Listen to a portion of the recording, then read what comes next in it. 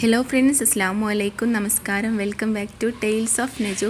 ഇന്നത്തെ റെസിപ്പി കണ്ണിമാങ്ങ യൂസ് ആക്കിയിട്ട് നല്ല ടേസ്റ്റി ആയിട്ട് ഉണ്ടാക്കാൻ പറ്റിയിട്ടുള്ള ഒരു കടുമാങ്ങയുടെ റെസിപ്പിയാണ്. ഇപ്പോൾ മാങ്ങാക്കാലമാണല്ലോ, അതുകൊണ്ട് തന്നെ കണ്ണിമാങ്ങ കിട്ടുന്ന ടൈമാണ്. അപ്പോൾ എല്ലാവരും ട്രൈ ചെയ്ത് നോക്കുക. അപ്പോൾ നമുക്ക് വീഡിയോയിലേക്ക് പോകാം.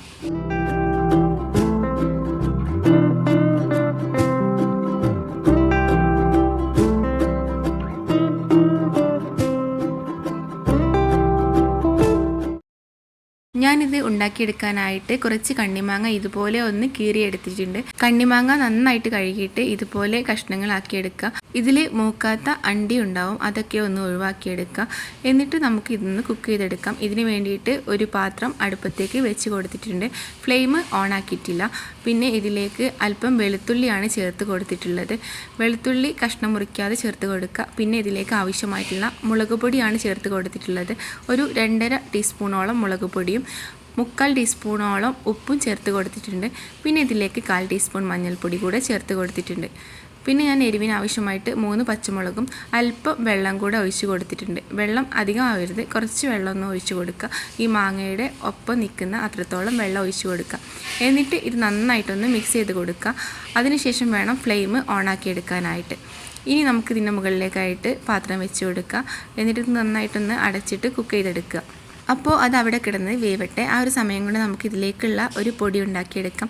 ഇതിന് വേണ്ടിയിട്ട് ഒരു ഫ്രൈ പാൻ എടുത്തിട്ടുണ്ട്. ഇതിലേക്ക് ഒരു 1.5 ടീസ്പൂണോളം ഉലുവയാണ് ചേർത്ത് കൊടുത്തിട്ടുള്ളത്. ഉലുവ ആദ്യം തന്നെ ചേർത്ത് കൊടുക്കുക. പിന്നെ ഇതിലേക്ക് 1 ടീസ്പൂണോളം കടുകും കൂടെ ചേർത്ത് കൊടുക്കുക. എന്നിട്ട് നന്നായിട്ടൊന്ന് വറുത്തെടുക്കുക.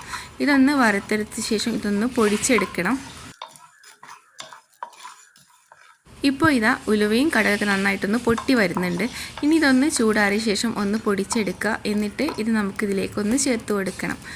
അപ്പോൾ ഇതാ കടുകും ഉലുവയൊക്കെ നന്നായിട്ട് പൊട്ടി വന്നിട്ടുണ്ട്. ഇതൊന്ന് പൊടിച്ചെടുത്തിട്ടുണ്ട്. അപ്പോഴേക്കും മാങ്ങയൊക്കെ ഇവിടെ കുക്കായി വരുന്നുണ്ട്. ഇത് നന്നായിട്ട് ഉടഞ്ഞു പോവാത്തൊരു മാങ്ങയാണ്.